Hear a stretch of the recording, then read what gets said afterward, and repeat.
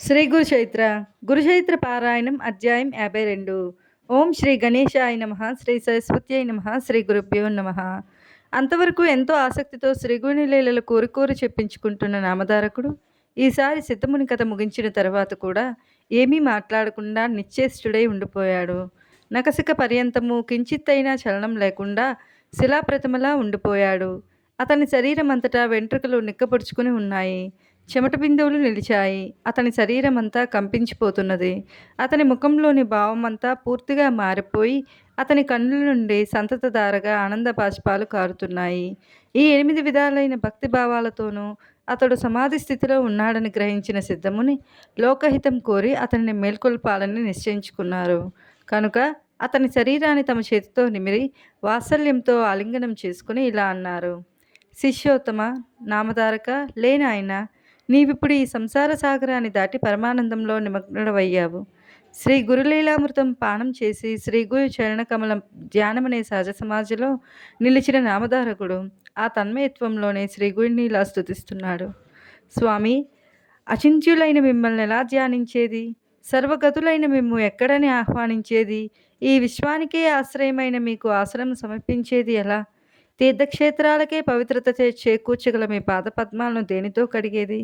విశ్వకర్తవు సర్వకర్తవు అయిన మీ చేతులకు అర్ఘ్యం సమర్పించేది ఎలా? సప్త సముద్రాలనే గాక ఈ విశ్వమంతటిని కడుపులో దాచుకున్న మీకు ఆచమనం నేను ఎలా సమర్పించగలను? శుద్ధ సత్వ స్వరూపులైన మీ స్మరణయే లోకాలను పావనం చేస్తుంటే మీకేమని స్నానం చేయించేది? ఆకాశమే శరీరంగా గల మీకు నేను సమర్పించదగిన వస్త్రమేమున్నది? చతుర్ముఖుడైన బ్రహ్మదేవుని సృష్టించిన మీకు సూత్రం వలన కలిగే లాభమేమున్నది? సర్వజీవుల తాపాన్ని హరించగల మీకు గంధలేపనం ఏమి చేయగలదు? ఇచ్చలే లేని మీకు ఏ పూలు సమర్పించి ప్రీతిని అనొచ్చగలను? స్వయం సంతుష్టులు ఆత్మానంద స్వరూపులు అయిన మీకు నేను సమర్పించదగిన ధూపం ఎక్కడున్నది? స్వయం ప్రకాశులు జ్ఞానజ్యోతి స్వరూపులైన మీకు నేను దీపం సమర్పించడమా?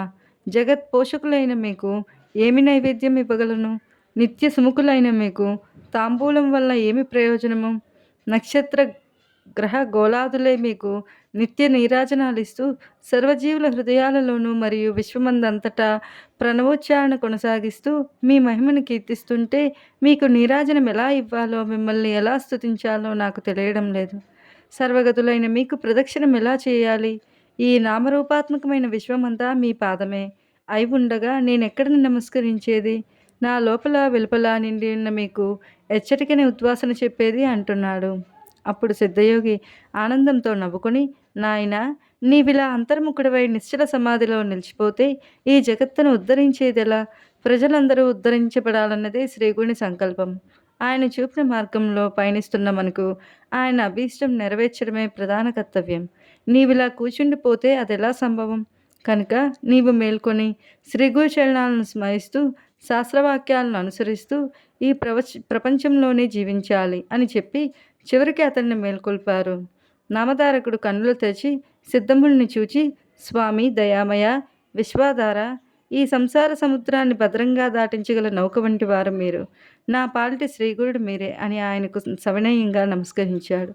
సిద్ధయోగి సంతోషించి, నాయన, శ్రీగురు కథాశ్రవణమందు నీకిట్టి శ్రద్ధ శాశ్వతంగా నిలుచుగాక. నీవి గురుచరిత్ర నిత్య పారాయణ చేస్తూ ఉంటే ఇహపరాలు రెండూ సిద్ధిస్తాయి. ఒక శుభముహూర్తాన్ని నీవు పారాయణ చేసే స్థలాన్ని శుద్ధి చేసి రంగవల్లులతో అలంకరించి అక్కడ కూర్చుని మొదట దేశకాలాలను స్తుతించు. అటు తరువాత శ్రీగుడినికి మానసోపచార పూజ చేయి. పారాయణ సమయంలో మౌనం పాటిస్తూ మనోవికారాలను శమింపజేసుకో. అప్పుడు దీపం పెట్టి గురువుకు పెద్దలకు మనసా నమస్కరించు.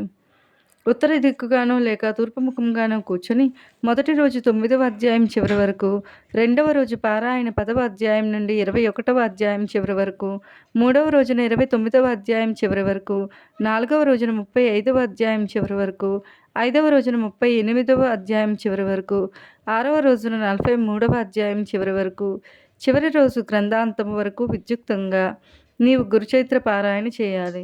తరువాత నైవేద్యం పెట్టి అటు తర్వాత సాష్టాంగ నమస్కారం చేయాలి. సప్తాహ పారాయణ చేస్తున్నంతకాలం భూమిపై నిద్రించడమే మంచిది. అది పూర్తయ్యాక యథాశక్తి బ్రాహ్మణులకు భోజనం పెట్టి దక్షిణ తాంబూలాలతో వాళ్ళని సత్కరించాలి. ఇలా నిర్దిష్టంగా శ్రీ గురు చరిత్ర పారాయణ చేస్తే తప్పక గురుదర్శనం అవుతుంది. ఇలా చేస్తే సాటి వారందరూ కూడా ఆ భగవంతుని సేవించుకోగలుగుతారు. శ్రీ దత్తాయ గురవే నమః. శ్రీ శ్రీపాద శ్రీ వల్లభాయ నమః. శ్రీ నరసింహ సరస్వత్యై నమః.